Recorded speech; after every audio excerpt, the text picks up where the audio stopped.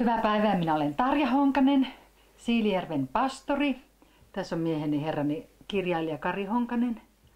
Me ollaan oltu nyt 9 vuotta täällä Siilijärvellä, asutaan Leppäkaarteessa 29 asteen pakkasessa. Nyt istutaan tammikuussa kodissamme keittiöpöydän äärellä ja me ollaan valmistautumassa jälleen lähetystyöhön. Ollaan lähtemässä Unkariin ensi kesänä Keski-Eurooppaan meidän sukulaiskansan keskuuteen. Romanikansa, jotka elää suuressa kurjuudessa ja köyhyydessä. Ja me ollaan nähty se työ, mitä se on siellä, nähty ne ihmisten elinmahdollisuudet, lasten elämä ja heillä on myöskin oikeus kuulla Jeesuksesta. He elävät suuressa kurjuudessa ja köyhyydessä, heillä on sairautta, kuolemaa, monenlaista pelkoa ja sitä kansaa me halutaan nyt lähteä tapaamaan. Lähdetään sinne Parpaloottaan ja sieltä Maison Seigneuriin sinne kylään. Tämä lähetyskenttä on meille läheinen ja siitä on tullut hyvin rakas. Tiistai-aamu kello on 8, istutaan Helsinki-Vantaan lentoasemalla. Lento takana lähdettiin tänä aamuna 5.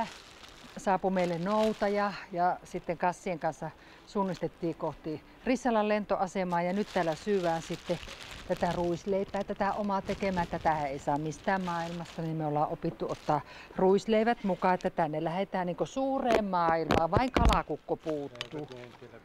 Hyvin meni lento, tosi hyvin. Nyt ollaan tässä Budapestin portilla, tuosta 14 siitä sitten noustaan siivisinivalkoisia ja vaihdetaan vähän Euroopan toiseen syrjään.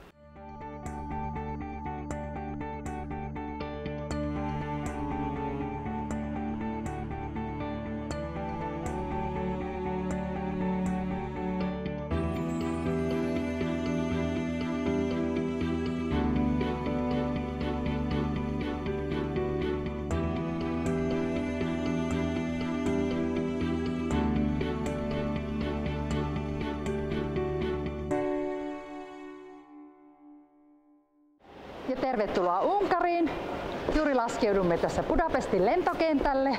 Lähdetäänpä hakemaan tavaroita ja tässä voisi heittää jo hatun pois päästä ja toiset villahousut riisua. Ja nyt alkaa olla sen verran lämpötilaa ulkona, että 12 lämmintä. Otetaan tavarat. Se on hauska sana unkariksi. Se kysytään, että hol vannak pörröndök. Ja nyt lähdetään niitä pörröndökkejä hakemaan.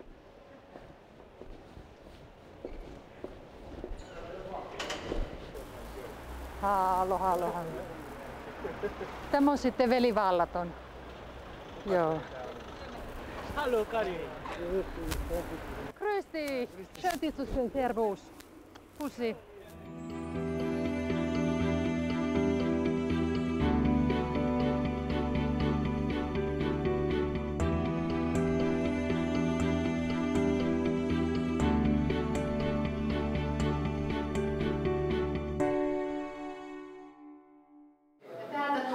Varpalotan pieneen asuntoon. Täällä me asutaan, tässä podi-asunnossa ollaan oltu kesästä asti. No niin, tänne vaan. Tässä on meidän kaikki tavarat on täällä nyt sitten. Joo, tää pitikin saatiin vähän kylään tänne. Joo. Melkein osattiin ostaa koko kauppa tyhjäksi, mutta ei ihan.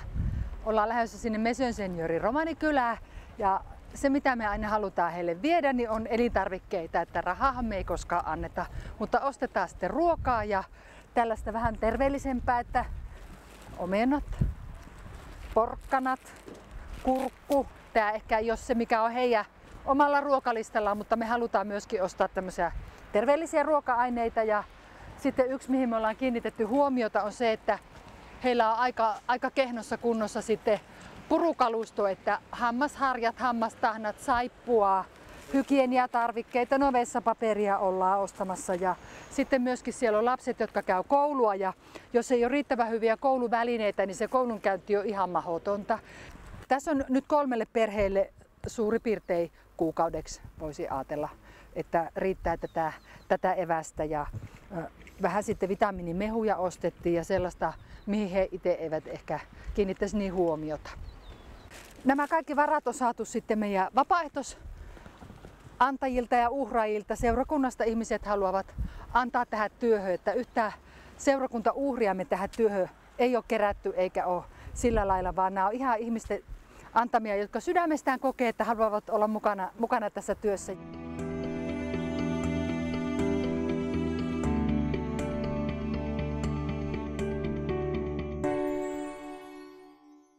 Ihmisen on helpompi uskoa Jumalan rakkauteen, kun mekin rakastetaan ja me välitetään. Että jos me annetaan ihmisille se, minkä he välttämättä tarvitsevat, niin he ovat sitten valmiita vastaanottamaan sen, mikä on se ihan kaikista tärkein asia. Että jos me osoitetaan sitä välittämistä, niin hekin voi välittää siitä Jumalasta, jonka me sanomme heistä välittävän. Että se evankeliumi etenee niin monella tavalla ja myöskin se, että ei voi ihan silmiämme sulkea siltä inhimilliseltä hädältä. Ja sitten taas, mikä meidän sydämellä on se, että nämä lapset vois löytää Jeesuksen ja voisivat nähdä oman tulevaisuutensa, ei sen varjon alla, jonka se kylä heittää ja se perinne, joka on tullut heidän isovanhemmilta ja vanhemmilta, lukutaidottomuus ja tietämättömyys, vaan että lapset pystyisivät käymään koulua ja hankkimaan hyvät todistukset ja pääsisivät elämään kiinni ja saisivat työpaikan. Ja yksi tärkeä asia, että heille tulisi sellainen ajatus, että Jeesus haluaa heille hyvää. Heidän tulevaisuus voikin olla hyvä ja se voi olla onnellinen ja Jumalan suunnitelmat heitä kohtaan on rakkaudelliset. Raamatussahan sanotaan, että Jeesus haluaa antaa meille tulevaisuuden ja toivon. Ei turmiota, vaan tulevaisuuden ja toivon. Ja tätä toivoa ja tulevaisuutta me halutaan olla välittämässä näille perheille, näille lapsille ja heidän vanhemmille. Ja siinä vähän auttaa se, että ostetaan hammasharjoja ja koulukyniä ja tätä elintarviketta, että he näkee Jumala, joka välittää. No niin, nyt on työasu taas kunnossa. Nyt ollaan tultu Monikan ja Arnoldin pihalle. Monika on meidän hyvä ystävä. Hän on oikein semmoinen rakas, vähän niin kuin meidän oma tyttö. Hänen pieni tyttärensä oli nimeltään Lolita ja hän oli ensimmäinen lapsi koko tällä kylällä, joka tuli minua vastaan ja sanoi sok sheretetelneeni, että rakas täti. Ja minä heti ymmärsin, että nyt on tämmöinen sydänten yhteys syntynyt. Ja tämä on tapa unkarilaisittain kertoa, että emme ole kotona. Tässä on nyt tapahtunut niin, että Monika on sitten lähtenyt jonnekin, mutta meitähän ei nämä lukot ja salvat pitele. Evankeliumi etenee ja eteenpäin menee ja täällä sitten herra pastori avaa meille ovia. Eli tässä on nyt Monikan koti ja lähdetäänpä katsomaan, ketä siellä sisällä on. Onkohan ne hakemassa lapsia koulusta? Sekin on todennäköistä. Monika! Holvanes Monika! Monika! Arnold! Tarja Vaatjok! No, mutta täällä ei ole nyt ketään. Ehkä laitamme ovet kiinni ja lähdemme eteenpäin. Kyllä ne täällä asuu, kerran täällä on sokerit ja pyykkipulverit pöydällä. No niin, tässä on Monikan keittiö. Onhan tälle leivät ja keitot. Ei, tämähän on ihan toiminnassa oleva. Tämä on tosi siisti koti. Monika on hyvin huolellinen ja siisti ja pitää kyllä kauniina kodin. Ja seuraa kuva-arvoitus. Mikä on tämä kapine? Sitä voisi äkkiä luulla, että ne on vauvan rattaat tai rattaiden luuranko, mutta se on väärä vastaus. Tämä on heidän vedenhakuteline. He ovat kehittäneet, ne on hyvin näppäriä ja kekseliäitä. He itse keksivät, että tämmöisellä telineellä tähän pannaan suuri semmoinen tynnyri, joka vetää semmoinen about 100 litraa vettä ja sillä haetaan sitten vesi sieltä vesipisteestä.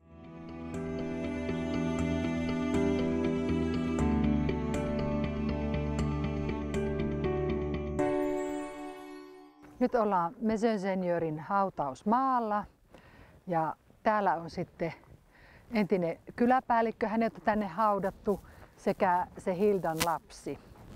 Ja nyt tässä käymme kyläpäällikön haudalla ja se oli hyvin erityinen se meidän tapaaminen hänen kanssaan silloin ensimmäistä kertaa kun mentiin, niin ymmärrettiin, että tähän ihmiseen meidän kannattaa luoda hyvä kontakti. Heillä on vielä tämmöinen hierarkkinen kyläyhteisö ja kyläpäällikön sanaa kuunnella ja totellaan. Ja tässä on kyläpäällikön hauta. Hän oli Kanalas Zoltán ja hän kuoli 52-vuotiaana. Ja Meidän tapaaminen oli ensimmäistä kertaa, hän oli tekemässä punomassa koria. Ja me luvattiin ostaa häneltä ne korit. Aina kun ihminen tekee käsillänsä jotakin ja hankkii leipänsä niin, että hän haluaa tehdä sen perheen hyväksi jotakin, niin me ollaan päätetty, että me halutaan tukea auttaa heitä. Ja ostettiin sitten ne hänen korit. Ja muistatko, mitä hän lupasi? Korille 5 vuoden takuu. Kyllä. Hän lupasi koreille 5 vuoden takuun, mutta hän ei ole enää sitä takuuta ottamassa vastaan. Nimittäin hänellä oli aika muuttaa ajasta ikuisuuteen ja huomattiin, että suuri kyläpäällikkö alkoi vaan pienentyä ja hänen maallista majaa purettiin. Ja aivan meidän viimeinen tapaaminen hänen kanssa oli se, että hän oli jo hyvinkin huonossa kunnossa ja istui sänkynsä laidalla ja henki kulki erittäin heikosti. Ja me otettiin sitten Hilda, tämä uskoon tullut nuori romaaninainen, tämä äiti mukamme ja Karilla oli Raamatusta katsottu paikkoja, Raamatun kohtia, jossa Jumalan sana sanoo, että sitä, joka minun tyköni tulee, minä en heitä ulos. Ja Hilda luki sen unkarin kielellä ja minä kysyin, että Ertem, ymmärrätkö? Ja hän nyökytti päätä ja sanoi, Tudom, ymmärrän. Ja silloin me ymmärrettiin, että nyt evankeliumi on löytänyt kohteensa. Ja hän ymmärsi, että sillä niin on Jumala maailmaa rakastanut, että Jumala antoi ainokaisen poikansa, että myöskin Zoltan, joka häneen uskoo, ei hukkuisi, vaan hän saisi ihan kaikki sen elämän. Ja hän painoi päänsä alas ja kyläpäällikkö halusi antaa elämänsä Jumalalle ja Kari rukoili hänen puolestaan. Ja vaikka meillä ei yhteistä kieltä ollut, niin me koettiin siinä hetkessä, että hän ymmärsi, mistä evankeliumissa on kysymys. Hilda auttoi kielen kääntämisessä ja luki ne Raamatun paikat. Ja sitten hänen viimeiset sanat sen jälkeen oli perheelle ollut, että minä menen Jumalan luokse ja Jeesus pitää teistä kyllä huolen. Ja 2 viikkoa tästä meidän tapaamisesta hänen kanssaan saatiin kuulla, että nyt olet Zoltan muuttanut taivaan kotiin. Ja me uskotaan, että me hänet vielä kerran nähdään ja tavataan.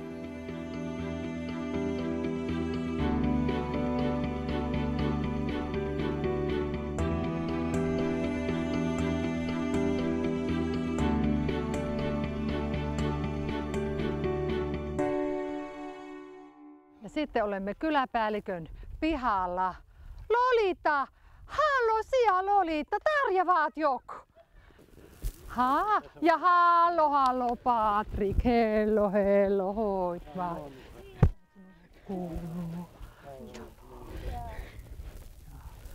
No niin, tässä on minun rakkaat ystävät, kenen tyhjällä talolla käytiin. Nyt selvisi, miksi talo on tyhjä. Tässä on Armando ja tässä on Monika. Hän on vähän meidän tyttö. Tässä on Monika ja hänen lapset ja uutta pukkaa. Oh.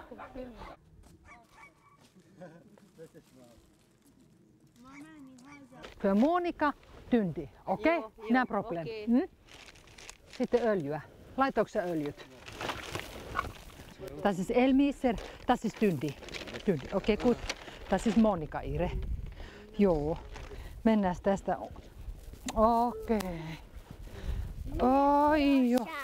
Näin. Täällähän on kuka oikein uunit ja hellat. Ja täällä on tämä setä. Jona potki vaanok, honkanen Tarja vaat joku.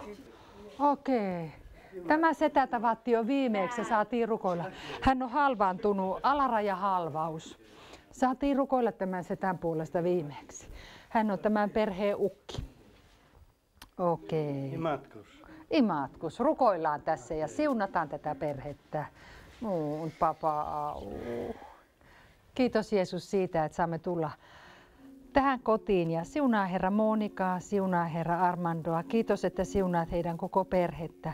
Herra, pidä huolta myös heistä, kun he ovat nyt sairastuneet. Siunaa Lolitaa ja siunaa pikkupoikaa, joka on sairaana. Herra, kiitos siitä, että sinä haluat auttaa tätä perhettä. Kiitos Herra siitä, että sinä toivot heille kaikkea parasta. Anna Herra Kolkataveren voiman puhdistus olla tämän perheen kohdalla totta. Kiitos näistä rakkaista ystävistä. No niin, tässä on tämä 3 sukupolvessa. Tämä elämää eletään tässä kodissa. Hän on Tyndi, minun mummoystäväni. Hän on kyläpäällikön rouva. Me ei tiedetty pitkään aikaa, että tässä perheessä on tämä Patrik-poika. Ja häntä pidettiin vähän tuolla piilossa ja ehkä siihen liittyy jotakin häpeää. Hän on kuuromykkä. Ja sitten kävi niin, että me tultiin tähän kotiin meidän Joosuan kanssa, joka ei myöskään puhu, jolla on Downin syndrooma. Ja Joosua avasi nämä kodin ovet meille ja myöskin sydänten ovet.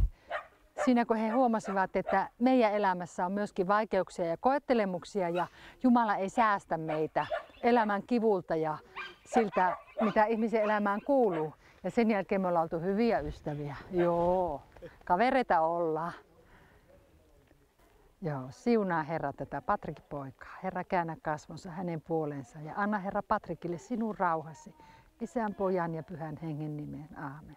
Herra, älä hylkää tätä lasta. Pidä hänestä hyvää huolta. Herran Jeesuksen Kristuksen armo, Isän Jumalan rakkaus ja Pyhän Hengen osallisuus olkoon sinun. Kanssasi Patrik nyt aina ja iankaikkisesti. Aamen.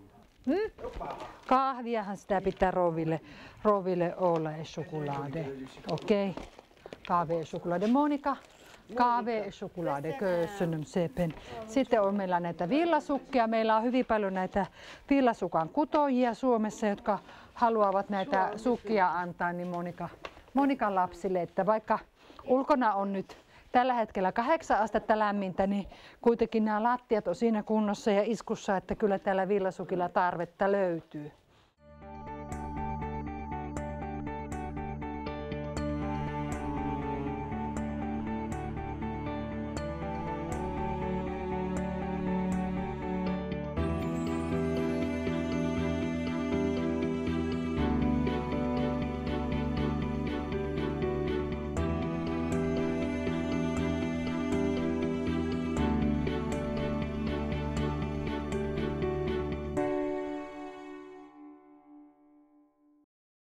Tarja Honkanen, Finnvatjok, Finorsaagorban. Okei, köszönöm szépen. Én nagyon, Jó. de nagyon. Köszönöm. Áldott karácsony. Jönni, akkor így Joo. Biblia olvasni. Bibliakön, Igen. joo. Hänellä on raamattu kotona ja hän rukoilee ja imatkus. Herra siunatkoon sinua ja varjelkoon sinua. Herra kirkastakoon kasvonsa sinulle ja olkoon sinulle armollinen. Herra kääntäköön kasvonsa sinun puoleesi ja antakoon sinulle rauhan. Isän ja Pojan ja Pyhän Hengen nimeen.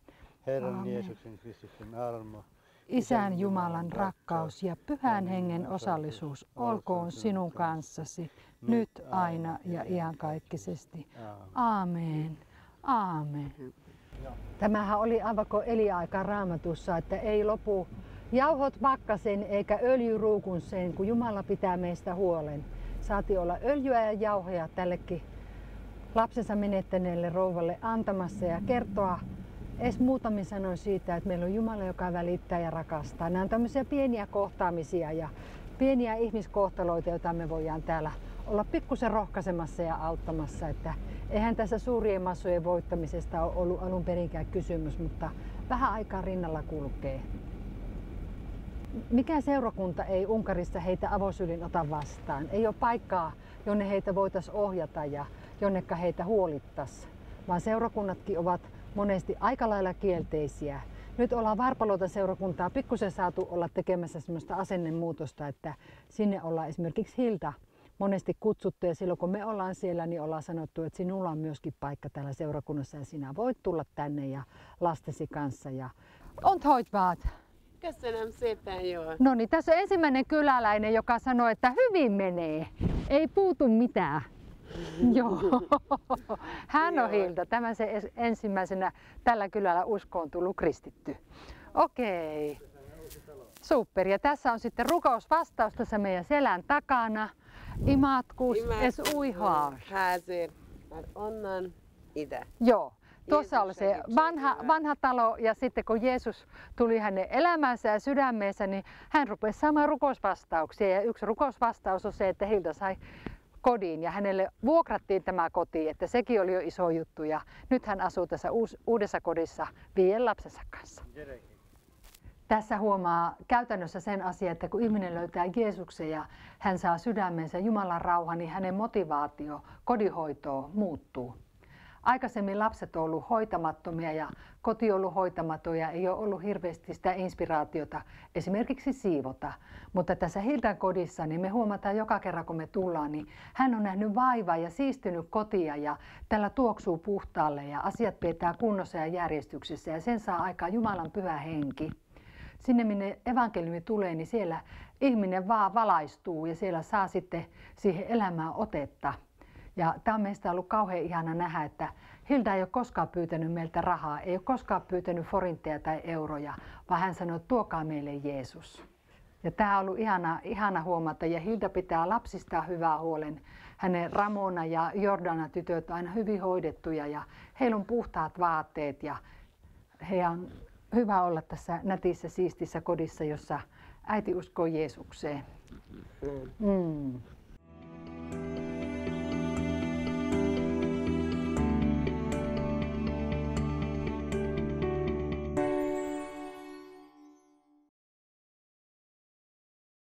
Nyt seisomme paikassa, jossa tapasimme Hildan ensimmäistä kertaa. Taustalla on Hildan talo, jossa hän silloin asui. Ja ehkä vaikeaa uskoa, mutta nyt seisomme kaivon äärellä. Tässä edessäni on veden lähde, eli tässä on tämä perheen ainut vesipiste. Tästä he ottavat juomavetensä ja pesuvetensä ja kaikki vesi, mitä sitten tähän talouteen ollaan tarvittu. Tämä talo ei ole muuttunut ollenkaan. Tässä on nyt just sellaisena kuin se jäi, eli tässä ei ole koskaan ollut esimerkiksi ulko-ovea. Ja tästä me löydettiin sitten Hilda. Tässä oli hänen keittiönsä. Tuohon oli laitettu lastenhuoneen tapasta ja tässä oli hänen kammarinsa ja tällä hetkellä ovikin on haettu pois, eli minä epäilen, että tämä ovi on poltettu. Talvi on ollut aika kylmä ja täällä on ollut pakkasasteita ja ihmiset on polttanut huonekalunsa.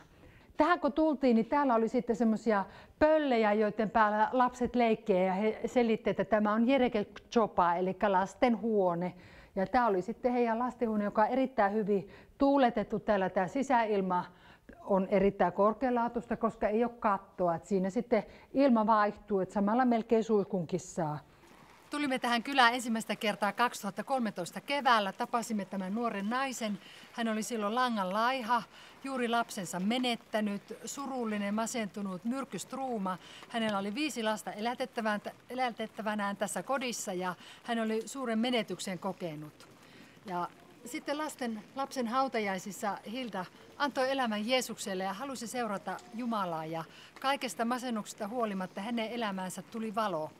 Ja se valo tuli sitä myötä, että Jeesus tuli hänen sydämeen asumaan. Ja me saatiin kohdata myöskin äiteinä toinen toisemme. Me oltiin itse menetetty Mikkelissä meidän lapsemme ja jotenkin me ymmärrettiin, että Jumala kohtelee meitä ihan samalla tavalla. Ja evankeliumia ei välitetä niin, että toinen ylälauteelta heittää ja kertoo paremmassa osassa olevana toiselle evankeliumia, vaan siinä me koettiin, että me ollaan 2 äitiä samalla tasolla ja evankeliumi eteni ja Hilda avasi sydämensä Jeesukselle ja Jumala on pitänyt hänestä hyvää huolta. Hän on saanut nyt pitää lapsensa ja kasvattaa heidät ja hän on saanut hyvän kodin tuosta naapuritalosta ja hän elelee siellä ja hän haluaa tällä evankeliumia kertoa tällä kylällä eteenpäin toisillekin.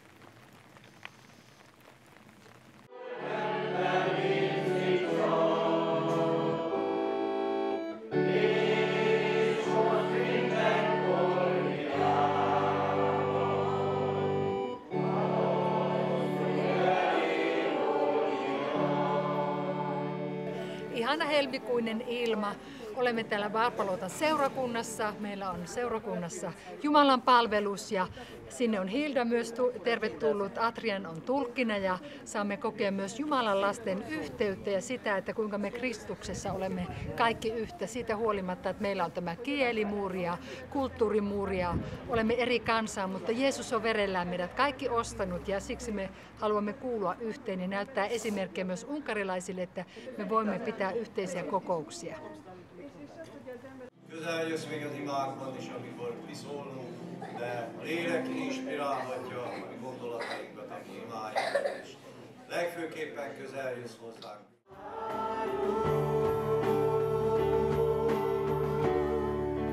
Te vagyunk, és Istenünk,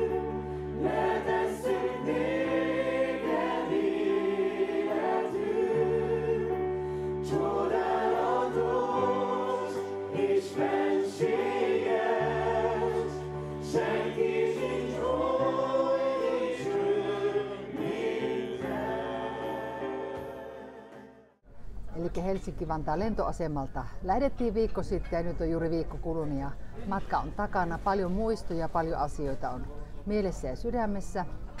Unkari on monien valojen ja varjojen maa. Ihanan kauniin vanhan kulttuurin ympäröimä Budapest, josta eilen saatiin nauttia. Ja sitten on myöskin tämä kääntöpuoli, on myöskin sitten se köyhyys, syrjäytyneet, syrjäytetyt. Ja sitten pelottavaa oli se, että saimme olla seuraamassa myöskin kulkuetta, jossa aivan avoimesti osoitettiin mieltä ja marssittiin sen puolesta, että kaikki vähemmistöt tulisi hävittää ja kadota maasta ja Unkari on tarkoitettu vain unkarilaisille. Mutta kaikesta tästä huolimatta me koetaan niin, että Jumala on meitä sinne kutsumassa. Siitäkin huolimatta, että ainoastaan puolet meidän kannatuksista, minun kannatuksista, on vielä täysin pimeässä ja peitossa, eikä tiedetä, että kuka ja mikä seurakunta meitä rupeaa sitten sillä loppupuoliskolla tukemaan, mutta sinne me ollaan kuitenkin kesällä jo suuntautumassa. Käytiin katsomassa 3 asuntoa, vuokra-asuntoa, jonne voitaisiin sitten Joosuan kanssa asettautua ja siitä käsin sitten auttaa näitä ihmisiä ja päästä sisälle enemmän tähän työhön. Vien sinne, niin kuin Hilda sanoi, että tuokaa tänne Jeesus. Vien sinne ilosanoma, vien sanoma Kristuksesta. Niin myöskin heille voi Unkari olla valojen maa, jotka nyt elävät vielä kuoleman varjon laaksossa. Näihin kuvin ja maisemiin Tarja Honkanen ja Helsinki.